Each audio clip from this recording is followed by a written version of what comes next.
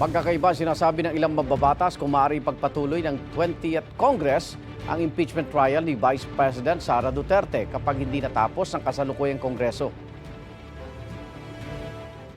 Sa impeachment rules, kailangan tapusin. Kailangan ba tapusin? Kailangan tapusin yung impeachment. Yung Senate rules ang nagsasabi, based on the Constitution, na pag-adjourn sinindi kayo, lahat ng business nyo patay. It's a justiciable issue, pwede dalhin sa Supreme Court. Hindi natatapos ang isang impeachment proceeding na nakahain na sa Senado. At ihambing natin ito sa isang kaso sa korte. Once a case is filed with the trial court, the judge may retire, the judge may get promoted, but the case stays on with the trial court.